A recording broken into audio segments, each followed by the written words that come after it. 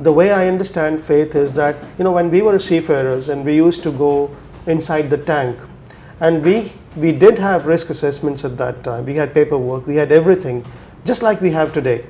And I'm talking about 20 years back.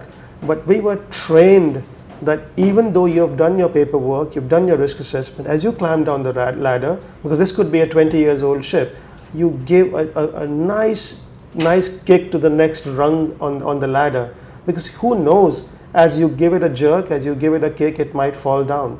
So the next step is always in doubt, although you have done all the risk assessment, and that doubt and that faith in your paperwork, which is a little bit of doubt all the time about what lies ahead, is what makes you safe.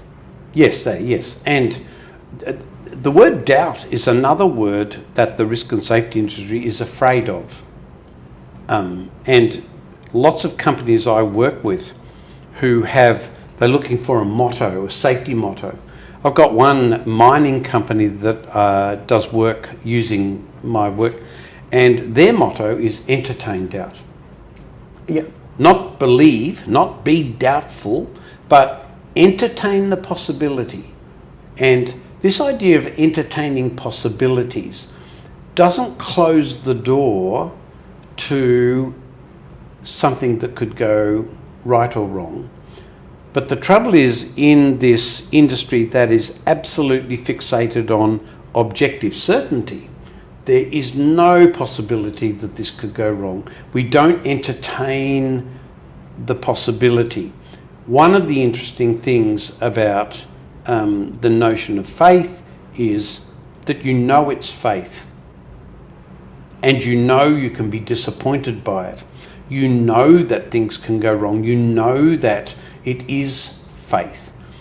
When you stop using that word and you start using other language that imagines that the system is not fallible, that the humans are not fallible, and you start using language like there is no faith, then you move to this nonsense of prediction, you move to this language of certainty.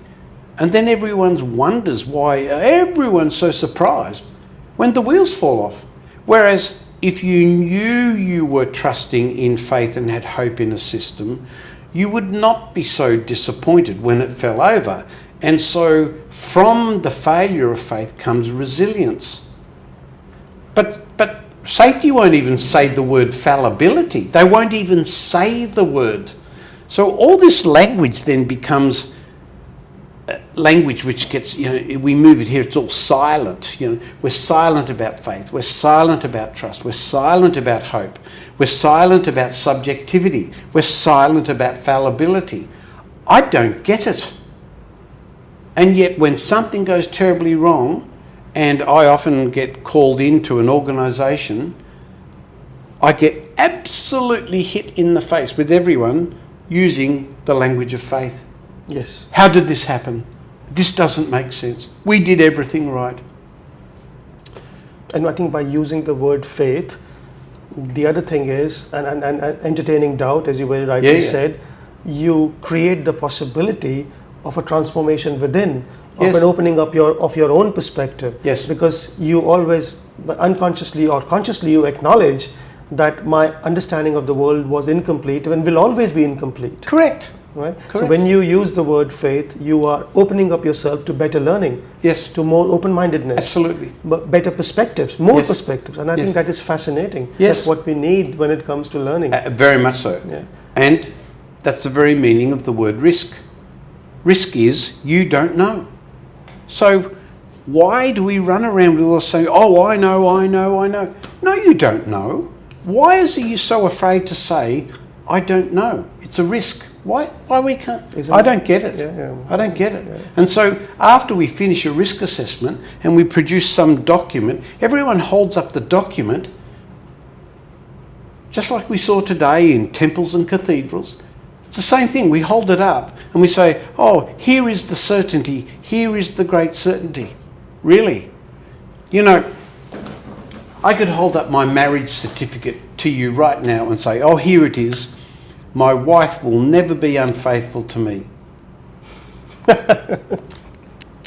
That marriage certificate is not a proof of anything. It's a document we signed. Faith is the unseen. That document proves nothing. It doesn't prove love. It's a document we sign as a legal commitment. The real faith is from my heart to her heart, and from her heart to my heart. Why have we lost this in the way we work relationally with people? And so in social engagement, you know, even when I have faith in a captain to do something, or I have faith in a worker to hold the ladder, or I have faith in... Why are we running away from this word? In fact, our fear of the word is completely irrational. Indeed. There's nothing to be afraid of. But that's interesting, Rob, because if your language is driven by the notion of certainty, then from everything what we've been talking so far makes no sense to anyone. But if your language is underpinned by uncertainty, welcoming uncertainty, entertaining doubt, then everything makes sense. Yes. Yeah, and unless you make space for doubt, unless you make space for uncertainty, what you're telling me is that you know everything. Yes, yes, that's you know right. everything. So where is the learning? And this is